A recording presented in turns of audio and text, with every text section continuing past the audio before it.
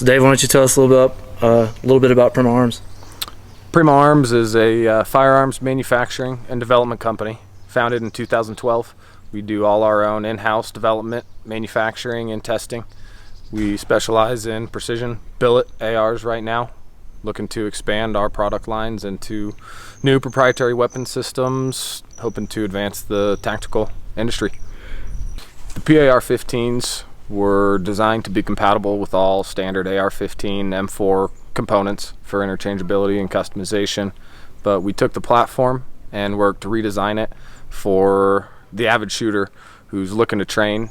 Added some other features: side charging handle, fixed trigger guard, flared out the mag well, put a foregrip on the front of the mag well. We've got some other cool features that we've implemented into there as well, which you can see in some of our other training. Yeah, looking forward to it. So the torture test, we're going to try to simulate conditions that a soldier would encounter in combat, or get the gun as close to that as possible. We're going to bury it, shove dirt in it, drag it, dunk it, and a few other surprises.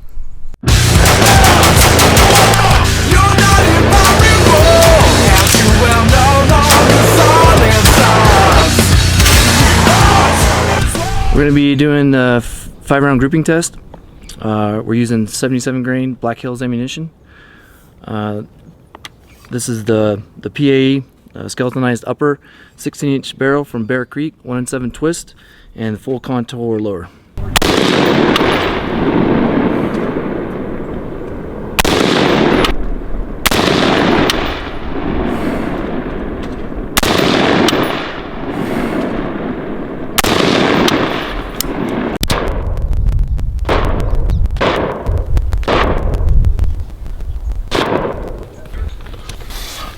MPI, quarter. So we're gonna put 1,000 rounds through it. So here we go.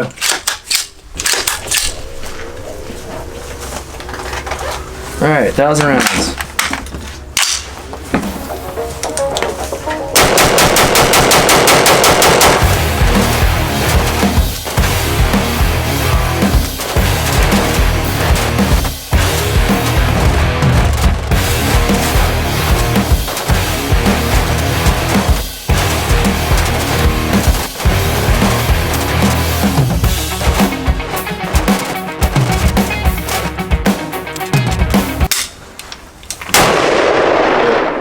It's too hot. It's burning up the primers or something. It's detonating the rounds in the chamber. Yeah. It's so hot it's detonating them in the chamber. Oh, we melted the gas tube. That's the reason. Is it melted inside the receiver? No. No, it's done. We have a look inside the receiver. That's probably why it's not going into battery. Look in from the top. I can't see. Oh, fuck. Or from the bottom. Look in through the mag well. It could be. Let's see. Oh, yeah. Yep. Yeah, gas yeah. tube's shoved back. Yeah. Gas tube's welded in to the the bolt gas carrier. tube's welded into the carrier. The gun itself, the billet upper receiver, didn't fail. The gas tube did. I don't know if you can see. The gas tube is blown off and then pushed back into the receiver. So another reason why we're having problems with it going into battery. And then it got so hot it was cooking off rounds. So the gun's cool off enough to where we can work on it. We're gonna take the handrail off so we can see what's going on with the gas tube. Maybe we can see that the gas tube's blown apart. This key's up. So we've just extracted the gas tube. You can see from the heat, we've warped and completely blown out that gas tube. About 800 consecutive rounds. Looks like our gas key, extractor, ejector, firing pin are all good to go. So we'll pull the bolt, check the rings, and then swap out for a new gas tube and keep running. Melted the little rubber O-ring on the back of the extractor. Still functions, so we're going to leave it as is. So we just got the gas tube and gas block replaced. That's all we did to it. Put it back together. I ran a couple rounds through it. I have a mag inserted round in the chamber, and we did replace the side charger handle because it was bent. No big deal. Now we're going to bury it and take it out and fire some rounds through it. Let's go.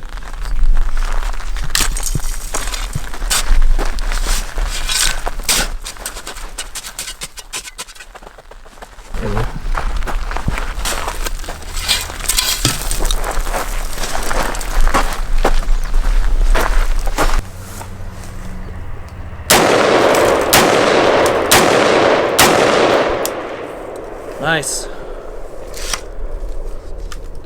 Go. Flip these sights up now. Mag pull. Alright. Sweet. Now we're going to bury it in mud. So we just got done with the buried test in dirt. Now we're going to submerge it in mud. Still round in the chamber. Magazine inserted.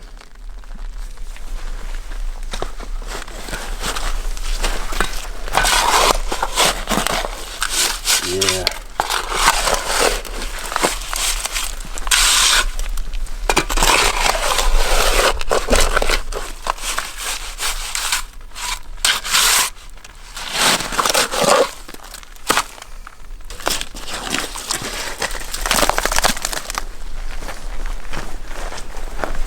Big as bastard.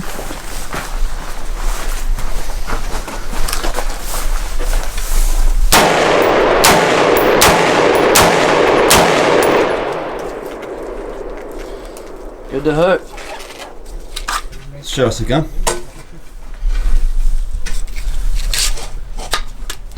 So no failures on the mud test. I reinserted the magazine round in the chamber.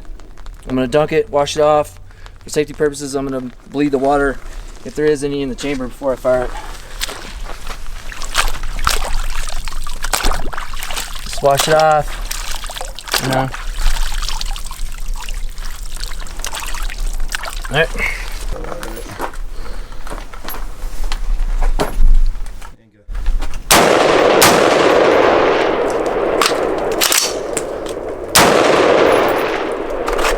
Not too bad. Top rack bang took care of that.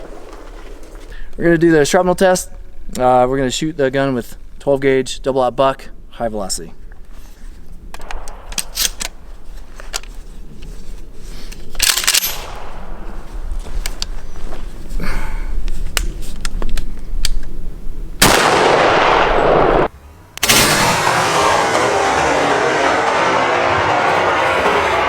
So high velocity double-aught buck. Definitely did some damage. Let's see if we can get it to cycle. This is the empty mag, by the way.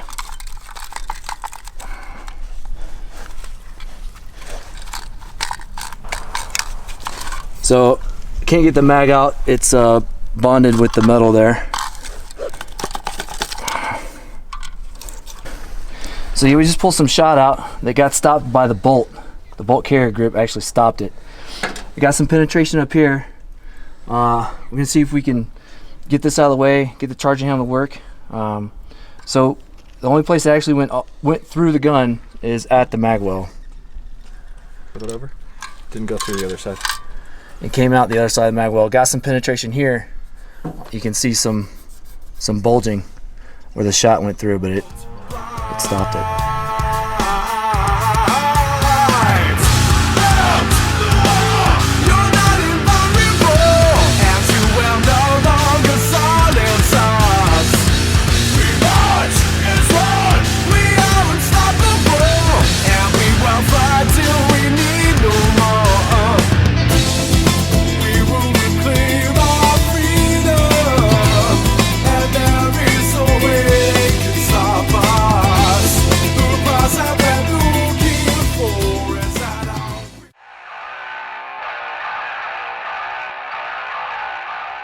Right in here, day 2 of our torture test.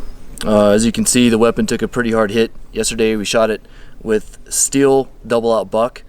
It did some damage to the gun, but it's back in action. Boone, why don't you tell us what you did with it?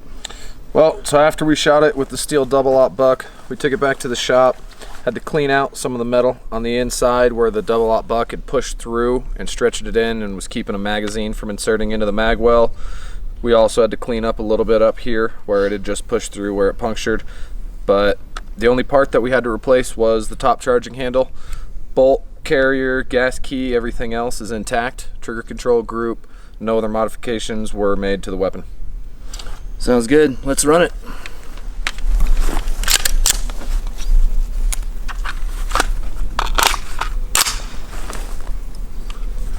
These lights up.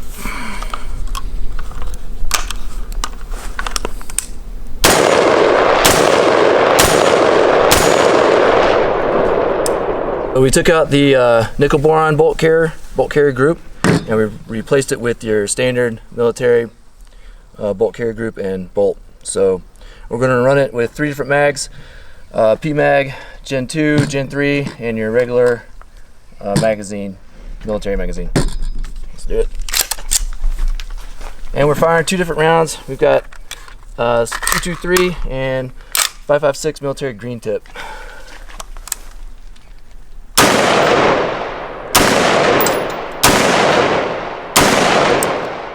Runs that mag. Going for the Gen 2.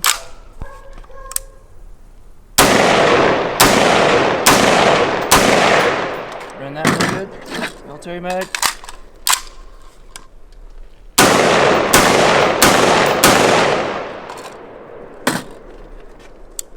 Whew, man, still running good. All right, we're fixing to do a drag test. We got a magazine inserted, and we took out the side charger.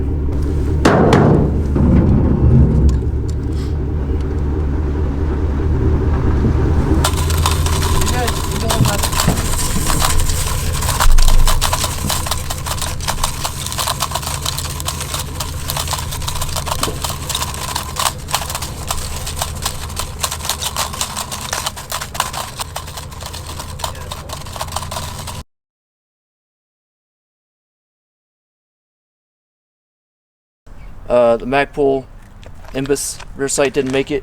It actually cracked the plastic. Alright, let's shoot her up.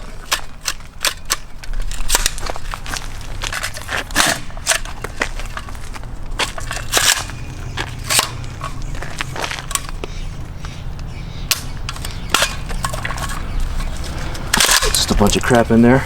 That looks good.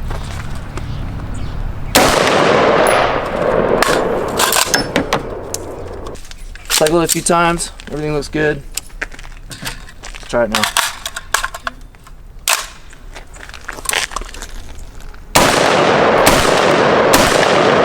Yeah, now we're good. Putting in dry ice, we're gonna freeze it, and then let that sit for about an hour or so, and then take it out and shoot it.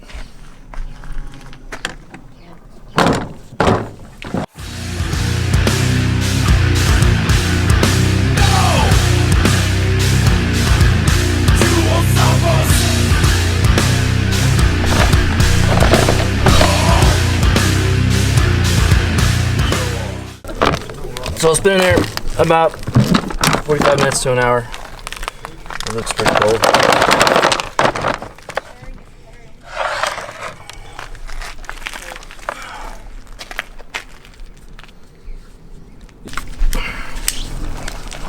Let's see if I can break it open. Get in there. Probably gonna have to let it thaw out.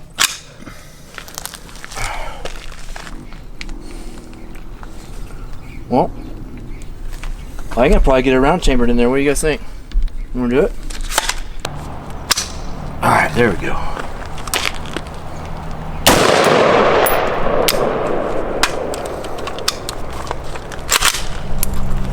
Come on. I think it's just cold.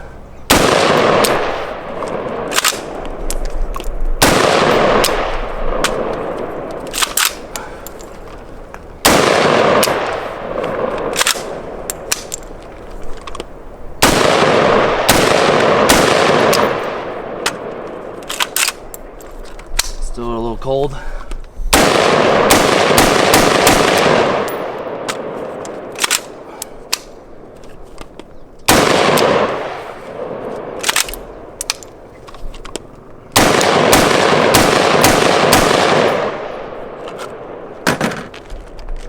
All right, having that side charger on there is pretty advantageous. You can really rack it back hard. I like that. I like that a lot.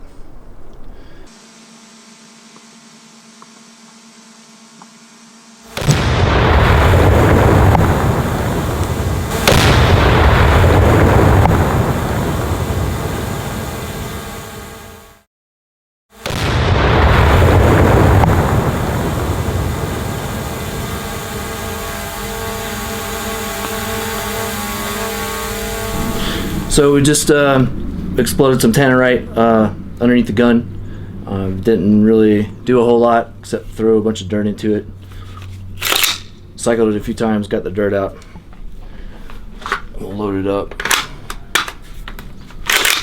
I like using that side charger.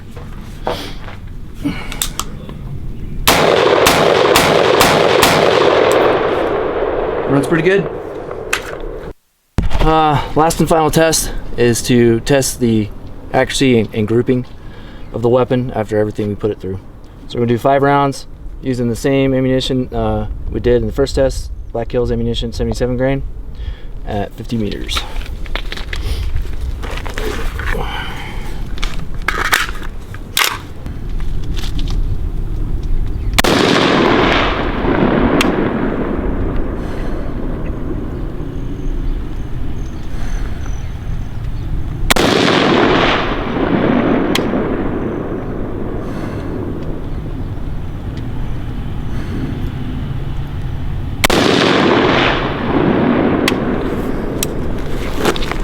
All right, let's go check it out.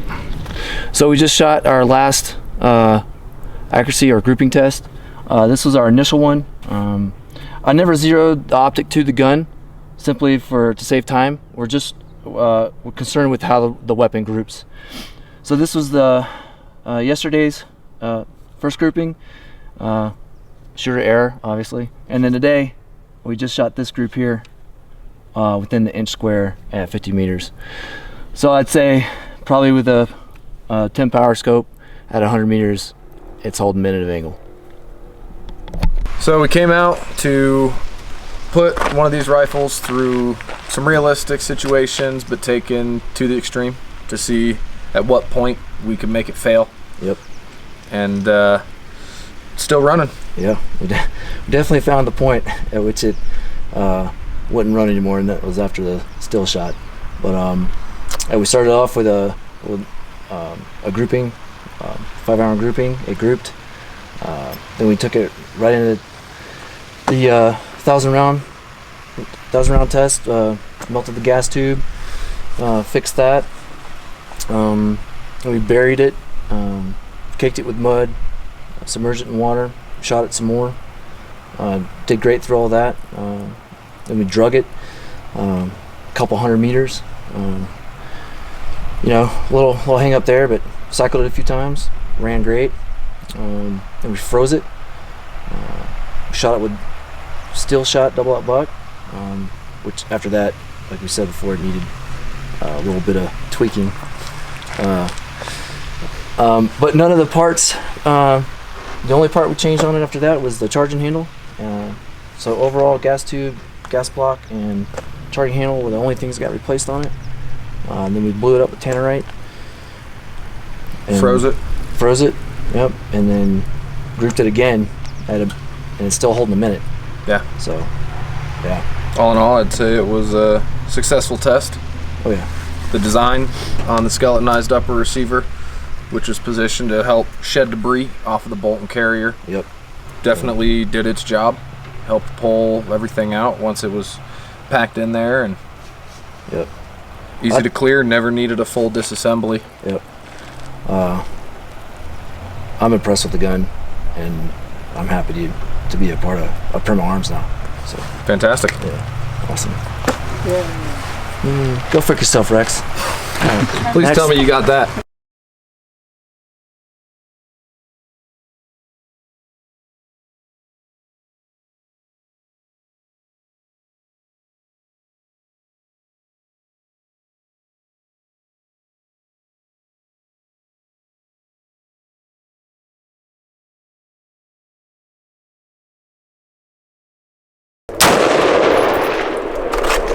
not too bad. Tap rack bang took care of that.